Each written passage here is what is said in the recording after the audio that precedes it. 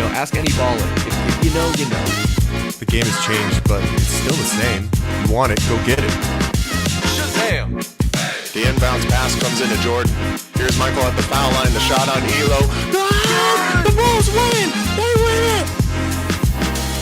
Mike, you're honestly telling me that he's top 5. Yeah. Top 5 of all time. No question about it. Booker, this is for the win.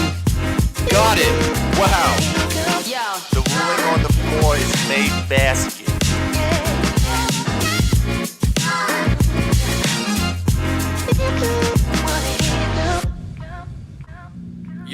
One thing's for sure. Over at Valley Sports Plug, you're never going to catch us slipping.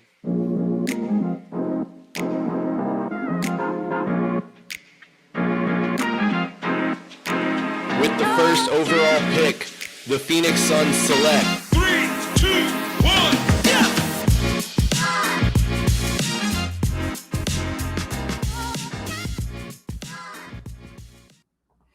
Welcome to Pass the Outlet, episode 13. I'm your co-host, Michael Benjamin, joined as always by my wingman, Chris Patrick. Chris, how you feeling tonight, man?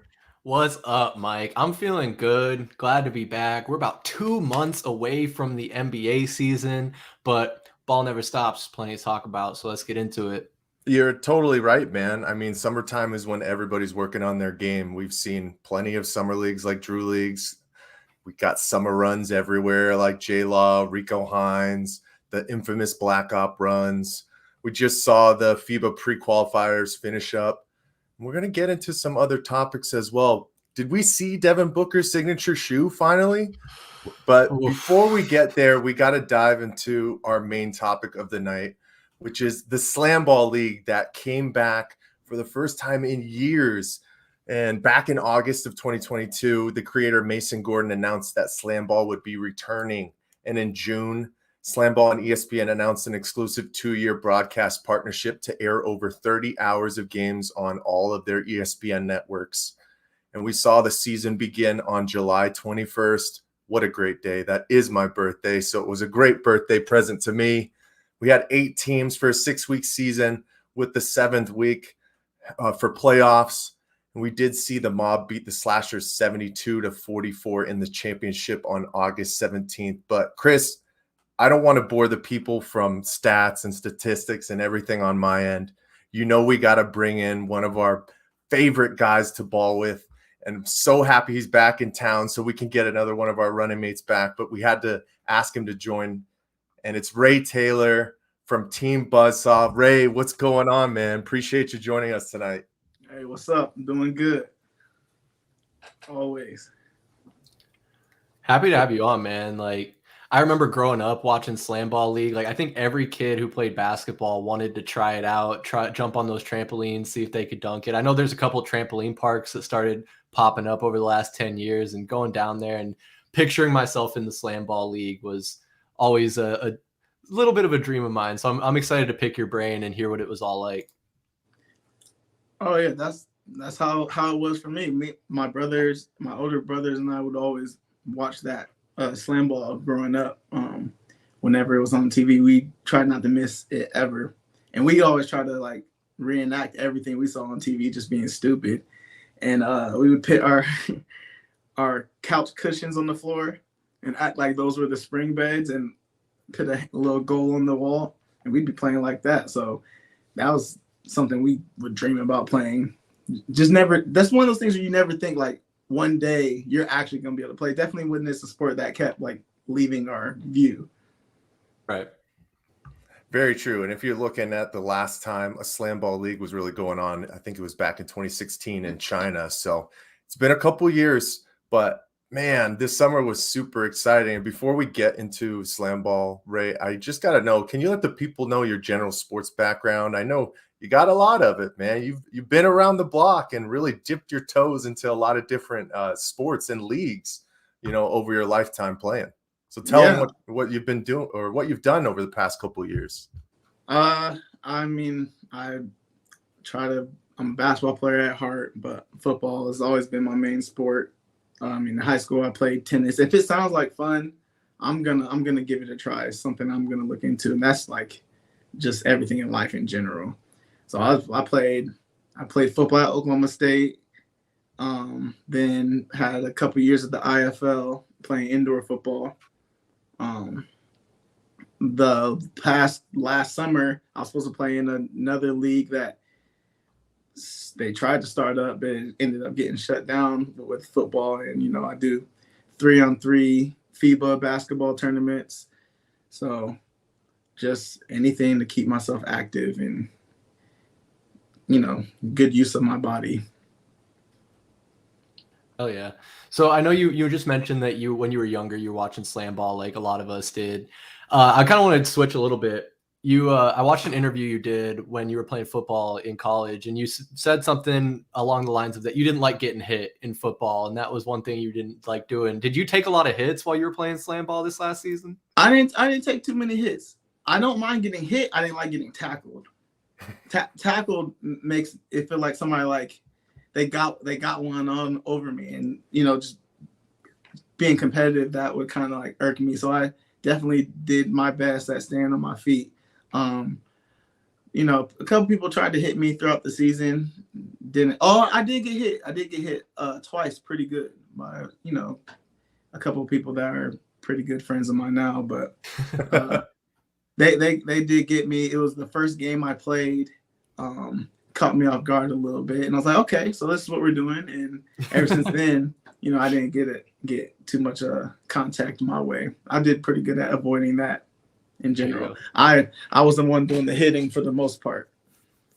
There you go. Quick follow-up to that. Was that in the back of your mind when you're going up off the trampoline, like that you might get knocked out of the air or caught sideways, something like that? Kind of not. Yeah, it was in the back of my mind. Not something I was really worried about. I think I'm pretty good at knowing how to fall. So I'd be more concerned getting hit, like driving, versus me being in the air. I picked up skateboarding in the last year, so I'm used to falling out of the air.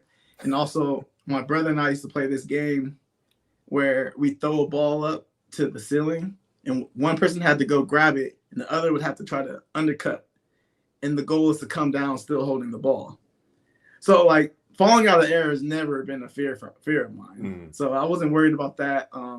And also, that's if you're in the air and get hit, that's points for us, for the person that got hit. So it's not really. It was almost welcoming.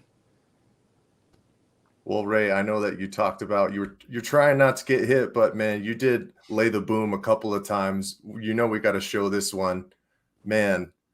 How was this play coming to fruition here? Was this just trying to get some momentum going for the squad? Or yeah, pretty much. I had just got subbed in, and I was pretty juiced playoff game, and that's a very good handler for the league. And I saw him coming off the screen like he normally does, and I was like, no matter what, I'm gonna hit him. I know he's smart enough to know to get in the air, but I was like, first quarter, game is fresh. Whether he gets in the air or not, I'm going to give him a nice little lick. Marshawn Lynch appreciated it. But.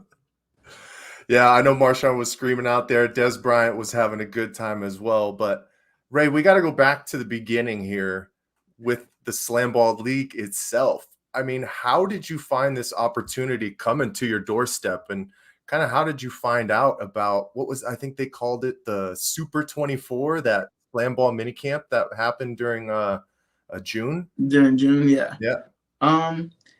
Well, I guess I heard that it was going to come back, and I'm just like, oh my gosh, I have to be a part of this. There's no way. And so I started looking into it. Didn't really find any good leads or whatever, and I kind of just like let it go by. In hindsight, and I got a contact. Someone hit me up. That's been he's a scout that's been actually like keeping in contact with me through my other sports, and said that SlamBall might be a good opportunity for me. And a week later, I got a call from Rob, very important guy in SlamBall, and he gave me the spiel about what the plan was going forward, what it might look like, and regarding the Super 24 and the next people invited after that. I was like, it doesn't matter what you say, I'm down. Like I'm gonna go. I'll be in Vegas. Like it's gonna happen. And it did. He called me back later and said I was invited to Super 24. Be ready to show up June 5th, and I was ready. Was it a lot of guys from like the West Coast, or did these players come from all over the country to try out? It was definitely all over the country. And you know, it's a lot of pride, East Coast, West Coast pride. So it was felt, and people wouldn't let you can't be around and not know that it was a well diverse group from a country standpoint. So like Mike was kind of saying, like, what were the tryouts like once you got in there and like started the process? Was it like a series of eliminations, or did you go through the whole tryout and then they picked the teams? It was this whole tryout, and then they did the draft.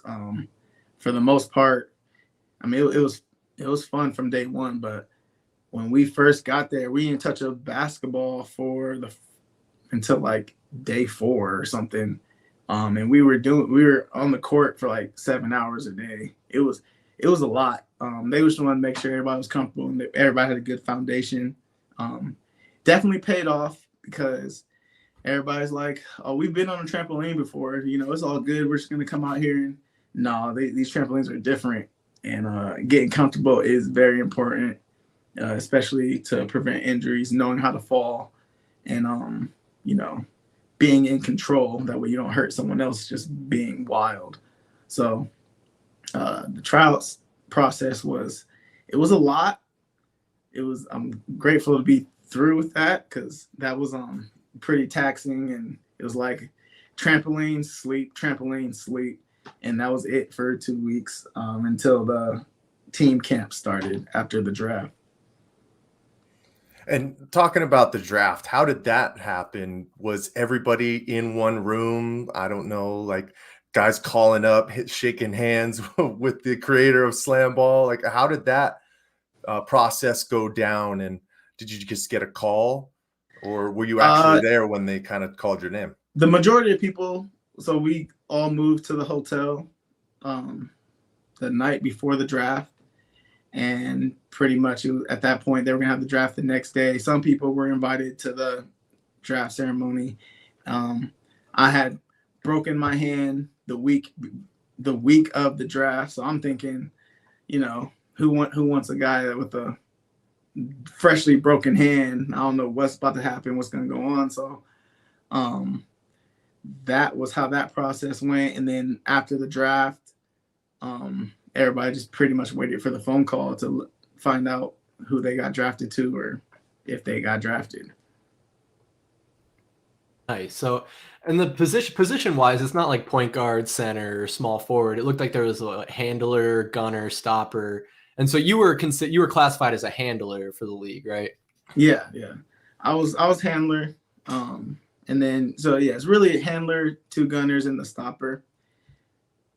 It can feel like it's all interchangeable, especially when stoppers come out onto the court, which only about half the teams even did that. But it was that's pretty much how it functioned with that. As the handler, my job is supposed to make sure everybody has a good chance or opportunity to get to the rim and get a good dunk.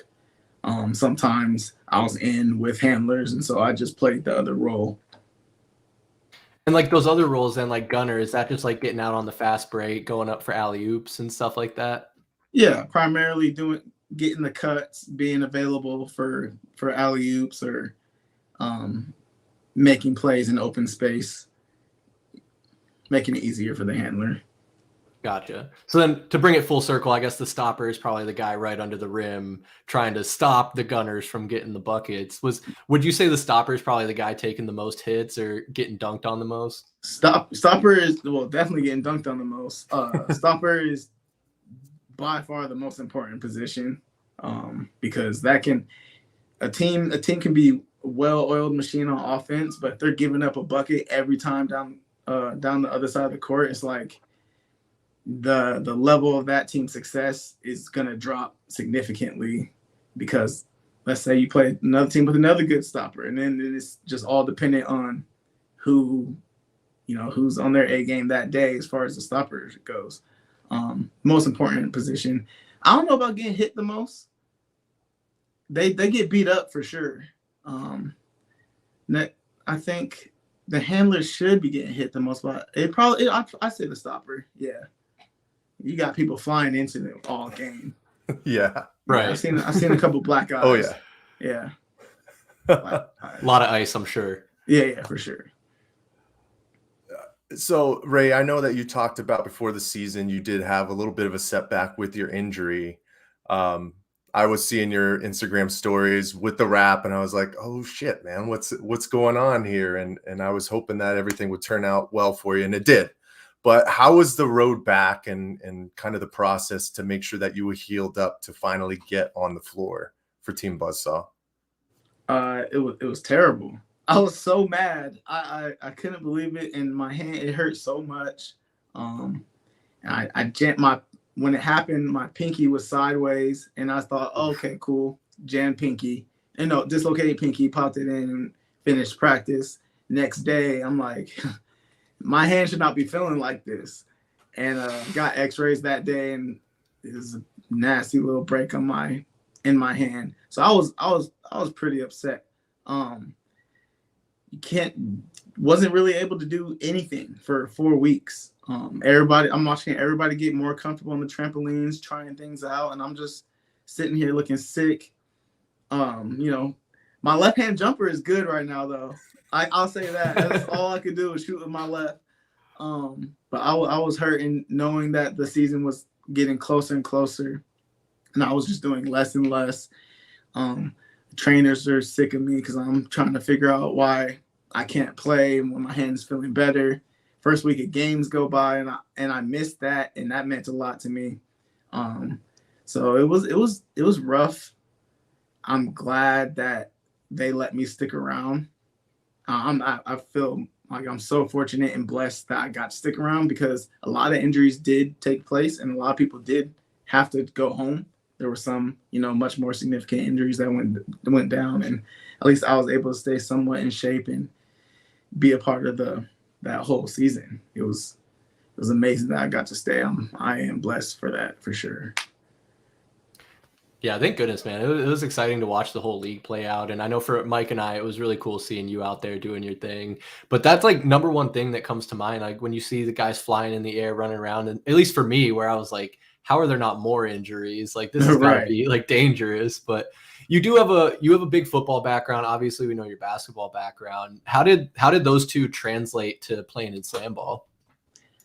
I think it just made me feel more comfortable. I'm not afraid of contact in any aspect of the SlamBall game or football, or I'm a physical basketball player. So just, I feel like in SlamBall I'm able to comfortably do everything. Some people don't have basketball backgrounds, so dribbling and ball handling is a part of that game. So is shooting, and being able to comfortably incorporate it all into my game and even work further into it was a good process that my background helped a lot in, especially with the not worrying about contact. Playing basketball and thinking like as soon as you dribble the ball, someone can just come knock you out. Like you want to make sure your handles is that's good different. if that's the game that you're gonna play. So it works for me. It's a wild wrinkle to throw in there, man. That's to say the least. Right. Yeah, I couldn't even imagine. Do you think that there was one that influenced you more than the other, like basketball or football? It's gotta be football. Because I just so used to getting hit and hitting that the contact, whether I'm trying to go dunk or someone's about to target me, just so unfazed by that. And I know there were a handful of people in the game without football backgrounds that the last thing they wanted to do was get hit, like, and by any means necessary. They were not going to get hit. And that just, takes away a little bit from what you're able to do on the court. The court is so small anyways. It's like you want to be able to have something to do at all times on the court. And I think that football part definitely helped more. Oh, I can see that. Yeah, that definitely makes sense. But Ray, I got to ask about some of these matchups. I think at one point I might have texted you and said, "Yo, you're playing with Fessy from the Oh, challenge." Ended up he was on a different team. He was on Team Lava, but Yeah. how was that competition? And then did you have any other like favorite matchups, a favorite team that you loved going up against during your time? Well, I wish we had more time. I wish we had one more game against the Mob. I did enjoy playing against them. They whooped us every time we played them.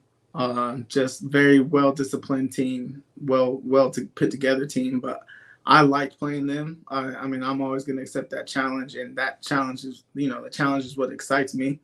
So just the Mob team in general, I was always looking forward to playing them. Wish we could have played them one more time. And then the Slashers, their guard, Tony Crosby, he's so fun to play against. It's just because I know he's not gonna run away from the challenge, and I see where some other players would, like when I'm guarding them, and he would accept it even if I, got the better of him one time. He's gonna try to, he was very comfortable with the game too. So it was like, this is the challenge I would want to accept over and over again, because he's gonna help me be better, and he's one of the better handlers in the league already anyways. So them two for sure. That team and then that player. Yeah, and with that Mob squad, I saw that since this league's inception, they were founded in 2000. First inaugural season was in 2002, and like Mike said earlier, it's kind of been on and off again with the league. But this is the third time the championship has been won by the Mob squad. And I know obviously it's different players coming in and out, but with this year's team, this 2023 team, I know you kind of touched on it a little bit there, but what really made them so unstoppable? I mean, I saw at one point someone asked their coach about how much points they were putting up, and he said, "We're never going to stop trying to score." But what was it? Was there really like one thing that made them unstoppable, or it was like really big picture? No, they were just well drafted and well disciplined. There was a part of the game that they understood that other teams just didn't quite get yet. If you watch that Mob team play, and then you watch, year 3 SlamBall, they're doing things that year 3 SlamBall was, season 3, or the later years of SlamBall. They were doing things that those guys were doing after having years of playing already. Especially with they understood the timing of lobs and the importance of getting oops to the rim and having a good pace with your gunners. And other teams were starting to pick up towards the end of the season, but by then they're already that much better because they've been doing it. So they were just a well-oiled machine, and they were real disciplined, and they had good depth too. So I mean, one guy on their team has the Guinness Book of World Records for the highest vertical on normal ground. So the trampoline, it translated for him, and they were good at what they wanted to do, and they knew what they wanted to do. Well, and you can't just say that they whooped up on you guys. They whooped up on everybody, right? They went 18-0. A lot of people were comparing them to the 1972 Miami Dolphins, but that's another conversation for another day. But Ray, I got to ask you, I mean, the league took place in Vegas. What were you doing out there, man? Talk to us about a day in the life over those 2.5 months that you were out there. I was eating. When I first got out there, I was disappointed, and I even said it. I need to make sure it doesn't get put out there, or I apologize before it gets put out there that I'm disappointed in Vegas food. It's so eh. This was like week 2 or 3, and I said this. There is so much good food there, like everywhere across the whole city. I'm like, this place is amazing. Really. That was my main focus. I'm going back in a couple of weeks to try out some new food places, but that was my main things. I went out a couple of times with the team, and had some fun. But that's a foodie's paradise. You found the hidden gems. Oh my gosh. What we're always looking for. Get away, because get away from the strip food. There are actually some good ones. I'm against that, but outside the Vegas city in general, there's so much good food. It blows my mind. Man, you're so right. I was out there last year and we went to just some random ramen place that was like a mile off the strip. Oh, yeah. And it was so good, man. Like, did you ever hit up any of the Gordon Ramsay spots while you were out there? Yeah, I have. I'm disappointed, but really? Okay. Oh yeah, disappointed. But it might be good for some people. It wasn't for me. I hit up a handful of all-you-can-eat sushi spots that were crazy. Ooh, I had a couple. There's a burrito place on every corner, sushi on every corner. And they even have a good Hawaiian cuisine culture down there. It's like there's too much good food for me to be worried about Gordon Ramsay. Right.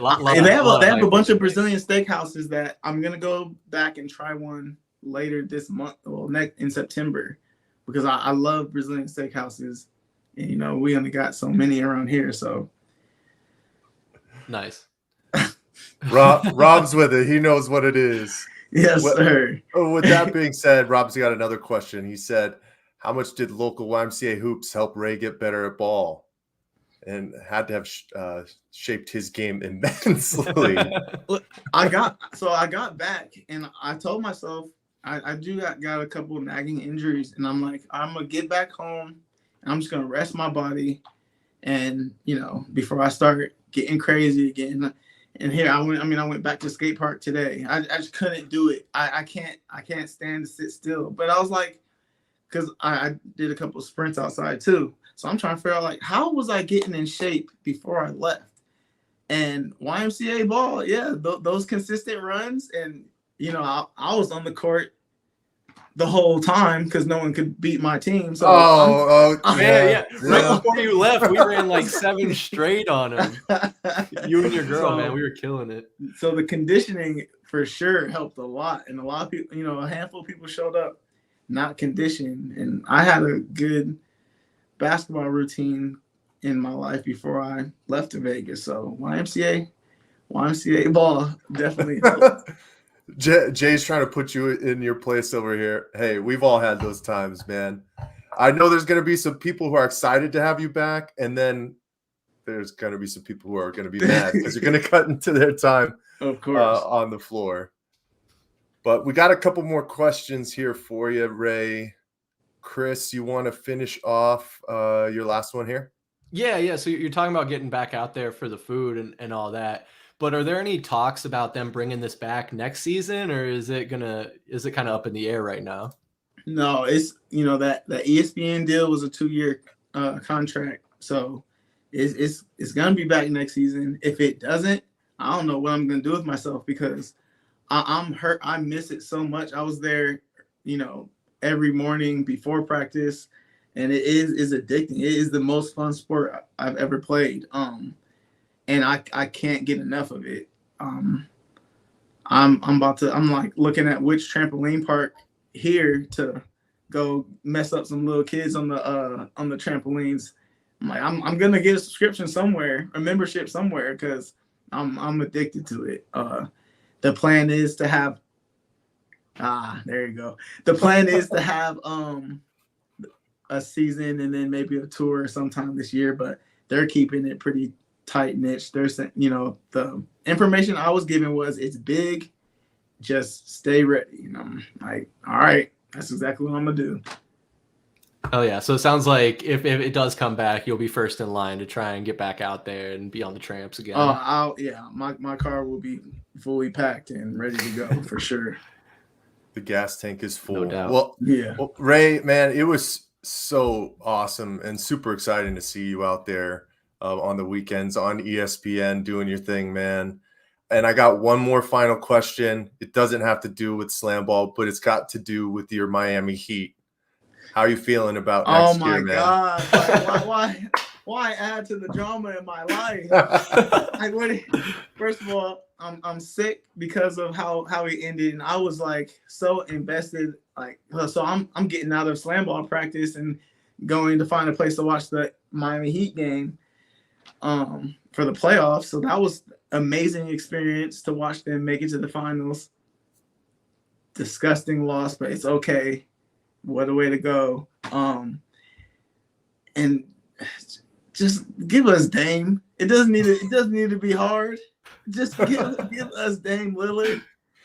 They said the talk started back up today, so did they? Do you think he finds his way to South Beach? Do you really think it happens, man? I think he has to. They're trying to push narratives for him to entertain other good scenarios that would work for him, but let the man finish his career where he wants to go. It makes no sense. I hope he stays strong and recognizes that he does deserve to go to the team he wants to go to. I'm sick waiting for it, but in my mind it's already decided. So it's just a matter of time before he's in the Heat jersey and everybody's gonna hate me. For sure. Hey man, I don't know. Don't go out and buy a personalized one just yet. Wait till it officially happens. And you can get one of those nice black Miami South Beach Vice City ones. Those are clean. Yeah, for sure. Definitely the Vice City. Got to do that. Chris, you got anything else for Ray before we let him go for the night? No, man, I just really appreciate you hopping on with us, Ray. Hopefully you can join us in the future. If we're not talking about slam ball, you're always welcome to come hop on here and talk about the Miami Heat or anything basketball related. Really appreciate it, man. Hey, thanks for having me. I appreciate y'all. Yeah, man. Anything else you got for the people? No, just be ready for more slam ball. And if you catch me, I'm gonna have my old trapper on me, and I'm gonna make you eat some. There it is. I tell you, this beef jerky is good. I'm not playing with people, and I'm gonna get your reaction on camera. So just know that. We're gonna get him a paid partnership eventually. But Ray, man, appreciate you, man. Appreciate your time. We'll see you this weekend, dude. Of course. Yep. Thank y'all. Definitely. See you soon, bro. Yep.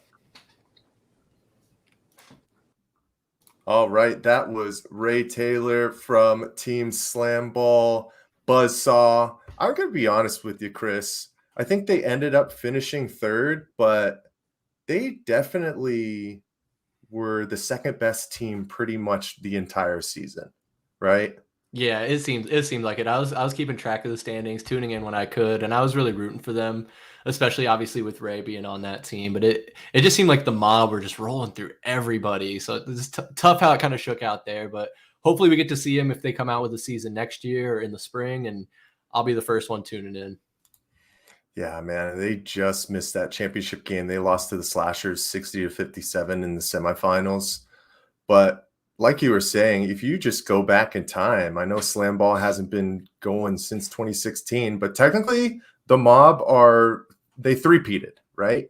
They won in 2012 in the MSAA Slam Ball China League as well as 2016. So going perfect within any kind of league. Yeah, it's an unstoppable force. But with that being said, Chris, I think it's time to move forward. We're looking a little bit in the future here, Chris. The 2024 Olympics in Paris are happening on July 26th through August 11th. And I got to ask you a question first and foremost. The FIBA circuit, the Basketball World Cup, are you tapped in? Are you keeping an eye on what's going on with that? A little bit here and there. I got to be honest, I haven't been able to catch too many games, but obviously through social media, I'm able to see the clips, hear some of the buzz around it.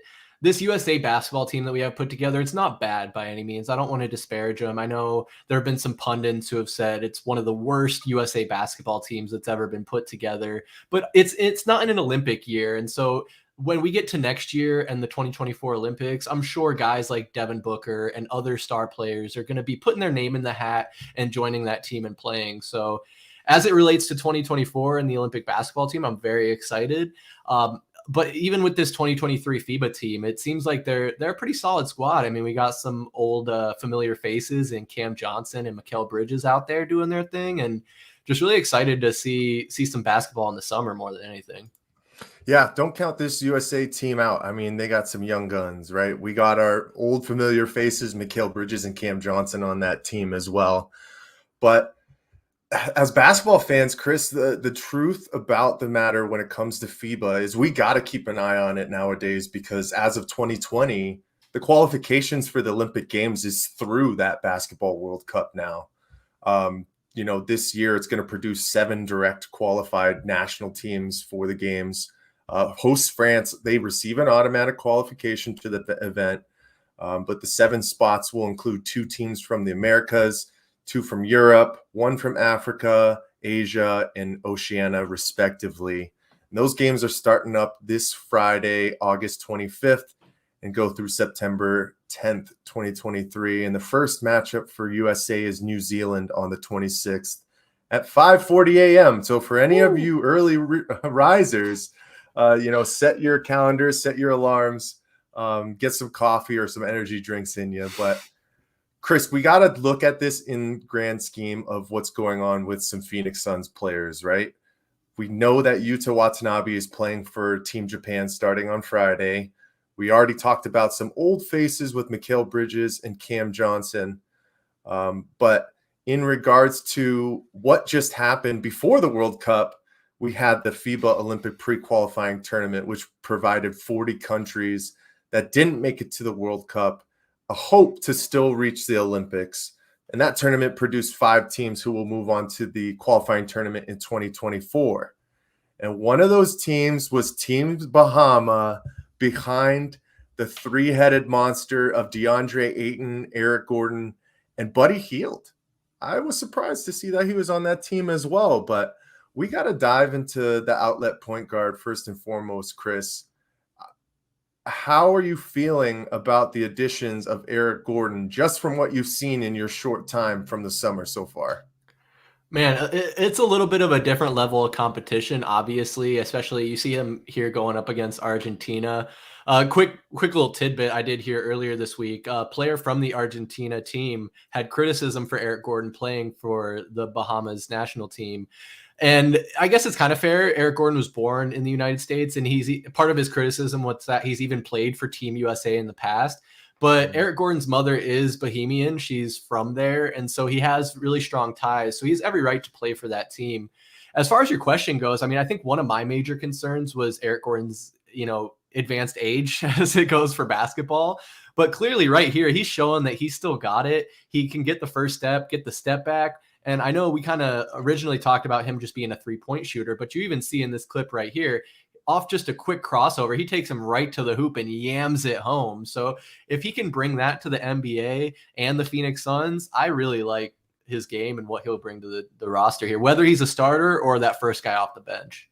Oh, definitely going to be 6th man. I'd love to see him in the 6-man conversation down the stretch as well, because I think he's going to have plenty of opportunities to put the basketball in the hoop. But first and foremost, people, let's not get too excited about this jam. I don't know how often it's really going to be coming with Eric Gordon, but it's nice to see that he still has some bunnies. But when it all comes down to it, this is the bread and butter. This is what this team is going to be really looking for, moving down the stretch. And Eric Gordon's going to give the ability for this Phoenix Suns team to win some games just on his shot making alone, right?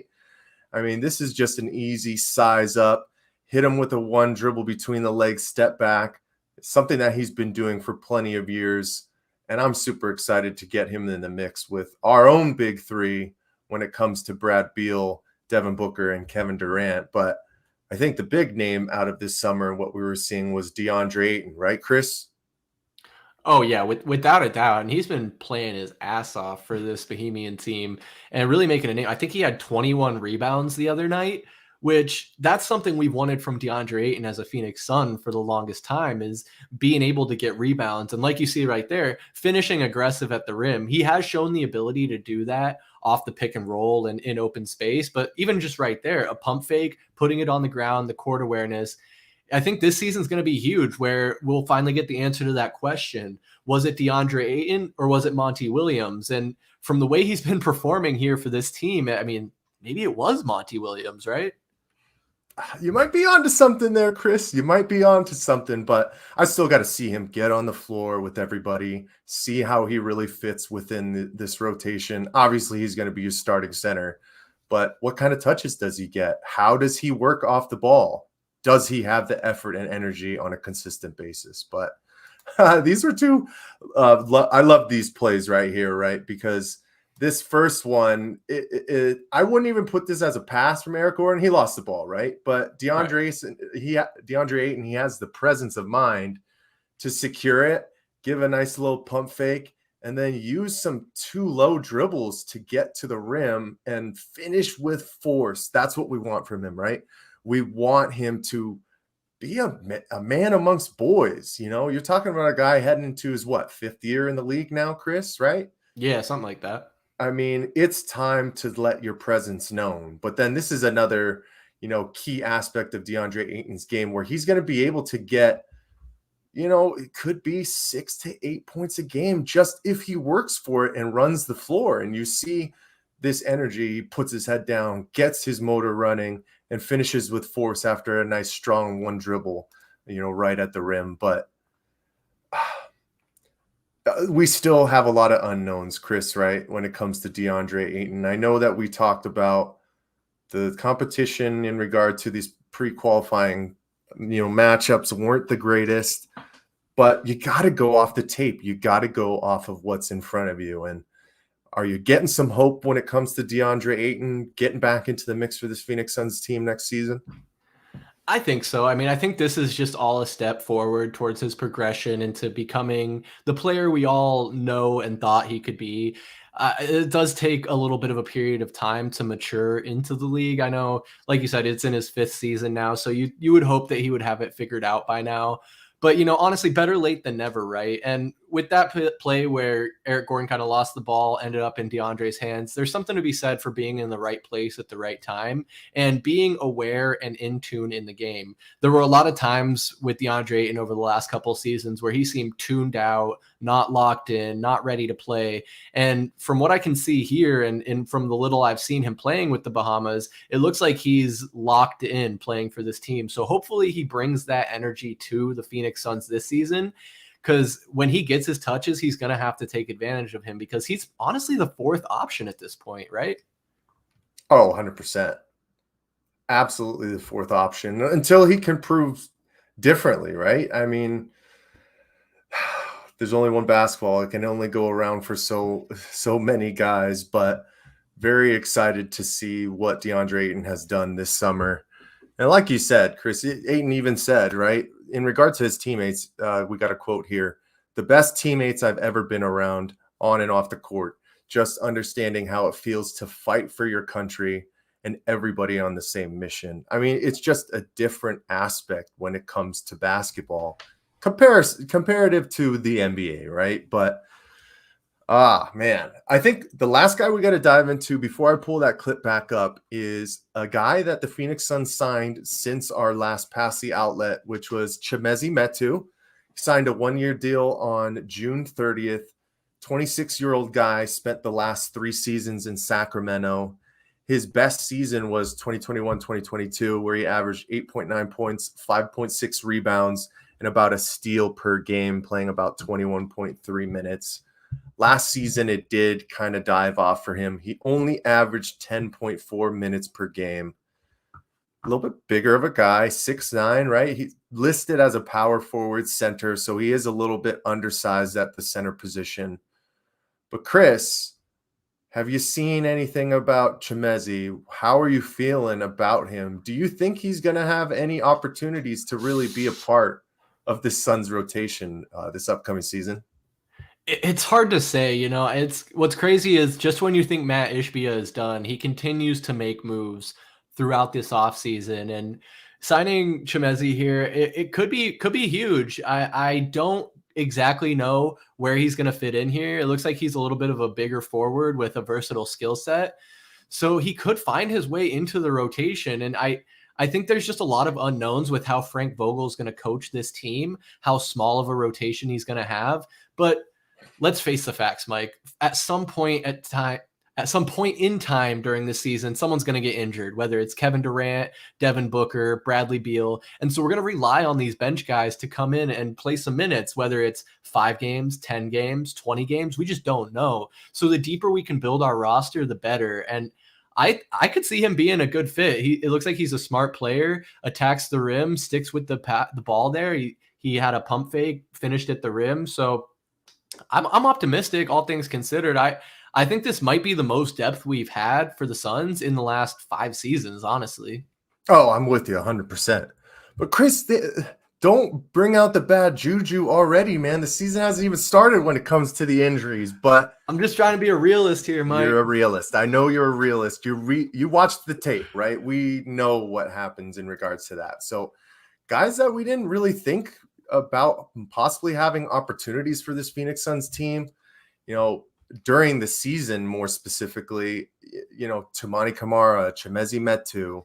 I still don't know if Bol is truly a piece that's within the rotation, but there's going to be opportunities and there's going to be nights where guys get stretched. But, these two plays are kind of funny when it comes to Chimezie because it's not really his strong suits when they say, what kind of player he is. They say that he's shown a strong versatility within his game, but he really has a good touch around the rim, can back down, can finish with floaters.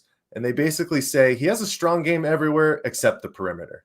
So I love this is the opportunity for these kind of guys to get on the floor and work on those kind of aspects of your game to see if it can translate to that upper echelon level. So I love seeing him attack the basket. He does miss this finish first because he takes the contact, but he's right at the rim to finish anyways. So you don't give up on that play. And then I guess the bank was open. Do you think he called it? Did he call against bank? Senegal? No, there's 100% not a chance that he called it. I don't blame him. I've banked in a couple that I didn't call. The bank closes at 5, but all the points count all the same. It don't matter. A bucket's a bucket at the end of the day. So, like I said, Chris, with FIBA being such a big part of qualifications for the Olympics now, I just got to stay in touch. So we'll be keeping an eye on the World Cup starting on Friday, and we'll see, what moves forward going on to the training camp for the Suns. Man, I can't wait. I'm chomping at the bit, Chris. Bro, I'm excited. It's just it seems like all sports. I want to say basketball, but it seems like all sports are just a year-round thing now, and I absolutely love it. Whether it's following the draft, the signings of the offseason, the tournaments. We had the Drew League. We had some Rucker Park games going on recently, especially with in the age of social media. There's always basketball to consume. But let's roll it, man. Reddit reacts. Let's roll right into it. What do you got for us this week? I thought you would never ask. If anybody is a returning viewer or listener to the Pass the Outlet podcast, we normally pull Reddit posts or whatever. And I'm honestly constantly looking at the Phoenix Suns subreddit, the NBA subreddit, and other NBA teams. But it is the off season, right? So not a lot of activity. So I want to go and kind of switch it up a little bit. And we're going to go with some Twitter or X reacts for this one. And maybe have a little couple memes here. So this first one I think kind of ties in to kind of bridge the gap here. Mike, I want you to help me fill this out here. This is the Deandre Ayton apology form. And so we're going to fill in to Deandre Ayton from Chris Patrick and Michael Benjamin. Today is August 23rd, 2023. And so what was the reason for our behavior and why we doubted Deandre Ayton for so long? Was it the media convinced me he was done because I didn't watch any Suns games? I only looked at advanced analytics. I just don't know basketball. I'm constantly kind of leaning towards Monty was holding Ayton back. I'm kind of hoping that was the case. Yeah, that's where I'm going probably the most. Monty had his guys, and we know that the rift that happened basically at the end of that Mavericks series a couple of seasons ago, I don't think that relationship ever was truly repaired. And we saw it a couple of times during this most previous playoff run as well, where Ayton's not joining, the sideline, walking away, just general, just kind of shrugging off things, not caring. And sometimes you have to do that, but there's just glaring situations where it puts you in a bad light. So I think that relationship with Monty soured a long time ago. So that's probably the number one I'm putting a check mark on. I'm jealous of DeAndre Ayton, man. He's huge. I wish I was that tall and could just get up effortlessly. I promise I'd be given unlimited effort as much as my body could handle at that point. Well, and that's what's easy. I mean, even you at 6'7", but it's easier for me and Tallman to sit here at 6 foot nothing and say like, oh, if I was that big, I would do X, Y, Z. But NBA is a different game. A 7-footer is nothing even to even blink at anymore. It seems like every team's got a 7-footer. So I'd admit I'd probably check that box too. And then I'd also check this bottom box. I will hereby respect Deandre Ayton, and I will not talk down to the future first ballot Hall of Famer. Put it into existence, man. I hope he can find that kind of form and become just an absolute dominant presence within the NBA and live up to his damn nickname at the end of the day. DominAyton, right? I mean, when you're a first round, first pick in the draft, you have a lot of pressure on your back, especially when you're in a draft with the likes of Luka Doncic and Trae Young, who are doing pretty good in their own right. But Mike, let's keep it pushing here. I mentioned we had some offseason basketball. We got the Drew League. We got Big 3 League, Slam Ball. But there were also runs going on at Rucker Park. And the young blood, I think he's still in high school, Cooper Flagg. Have you heard of this guy? Oh, I've heard of this guy, man. He is a national media darling when it comes down to high school basketball. And, you know, we've definitely seen that transition as social media has become such a big part of our lives over the last couple of years. You can even think about Zion in his time when he was just killing it. But this kid, man, he's got something coming for him, I think. Yeah, no, it easily seems like even though he just reclassified, so he'll be ready for the 2025 draft. I think he's looking at where he's going to play basketball. I heard he had some meetings with Duke and other colleges like that. Probably the best player to come out of Maine ever. I couldn't name another player that came out of Maine, if we're being perfectly honest. But Cooper Flagg here, man, he's not shy either. I heard he was even getting into it with, was it Brad Beal at his own camp? Did you hear about that? Oh, I did. I think it was Brian Scalabrine, right, who dropped the amazing news that this 16-year-old kid was putting the work on to Bradley Beal. Show me the tape or I don't give a shit what you're talking about. It's not – it probably happened. Who cares? I need to see it.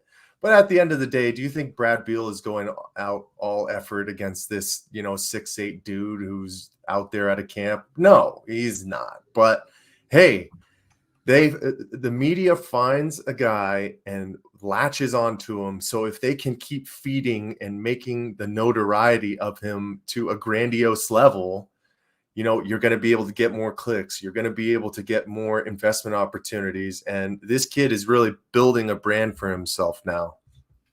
Oh, without a doubt. And I think on top of that, or maybe within that, he's showing that even whether it's a Rucker Park game, a summer camp, he's going 100% every time he touches the court. And I have tremendous respect for that because that's kind of how I try and be. Like, if I'm playing against 16-year-olds, I'm still going all out. And I don't blame Bradley Beal for taking it easy at his own camp. I'm sure there were varying levels of competition.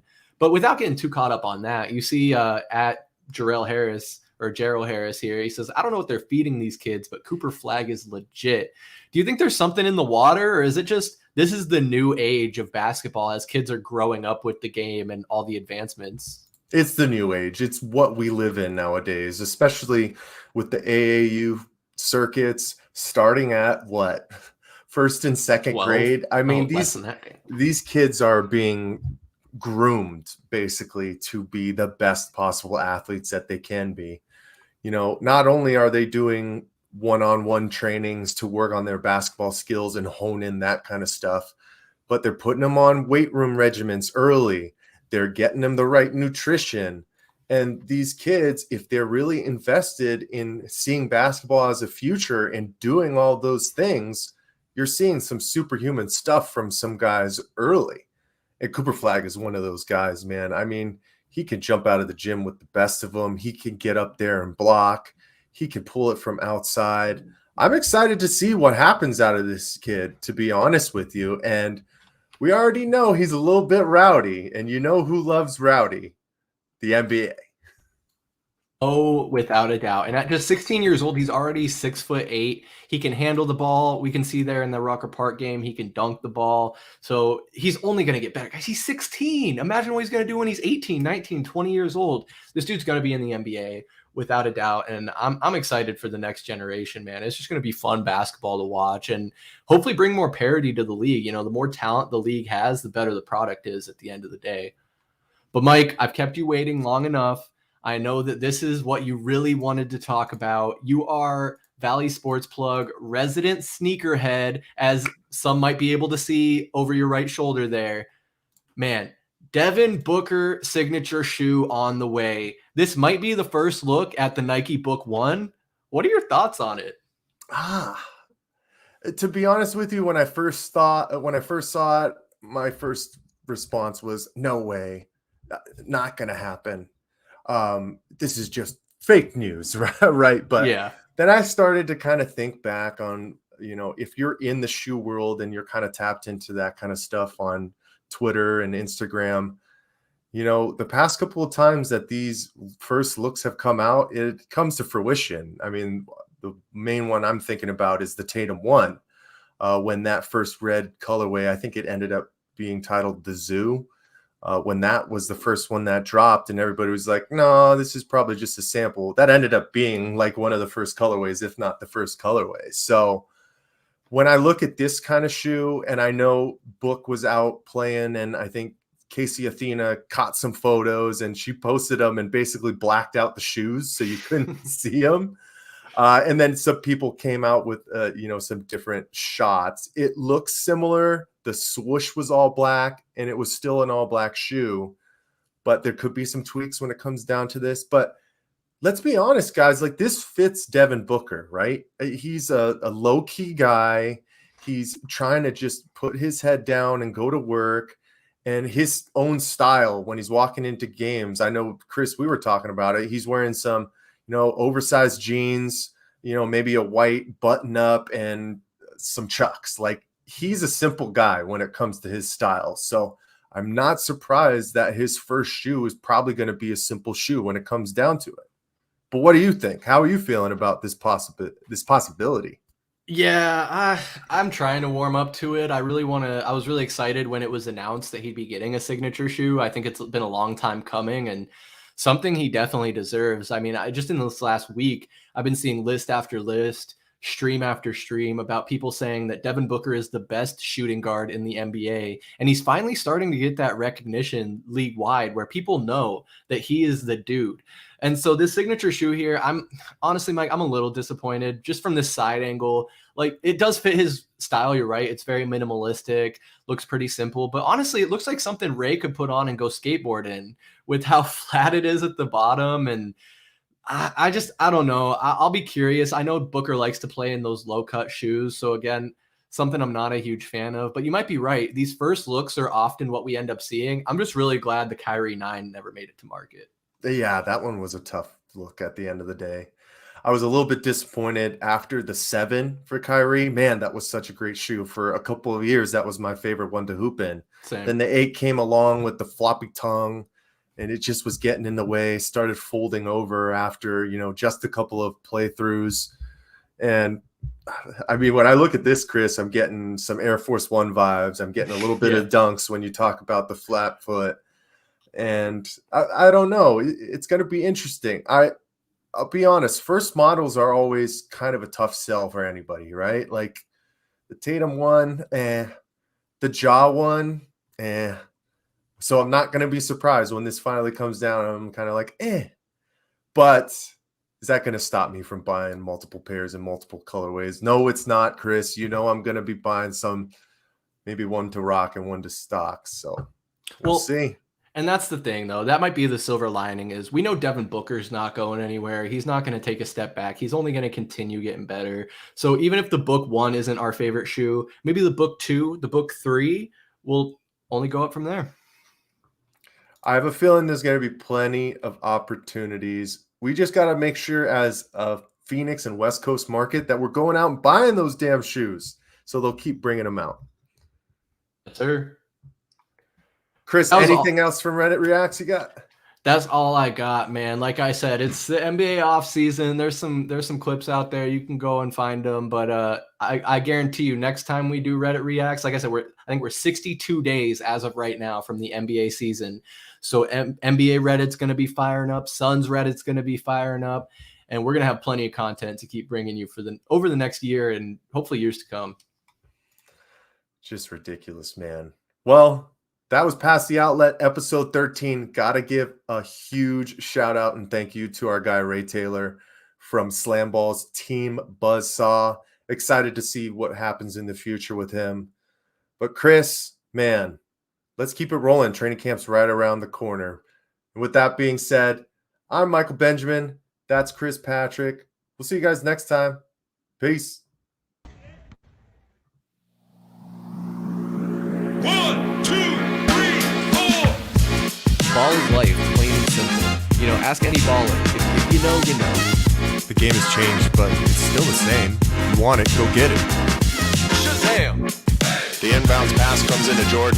Here's Michael at the foul line. The shot on Elo. Ah! The Bulls win! They win it! Mike, you're honestly telling me that he's top 5. Yeah. Top 5 of all time. No question about it. Booker, this is for the win. Got it! Wow! The ruling on the floor is made basket.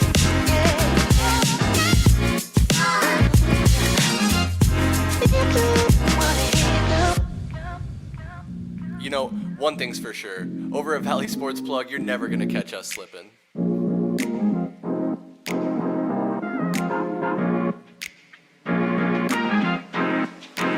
With the first overall pick, the Phoenix Suns select 3, 2, 1.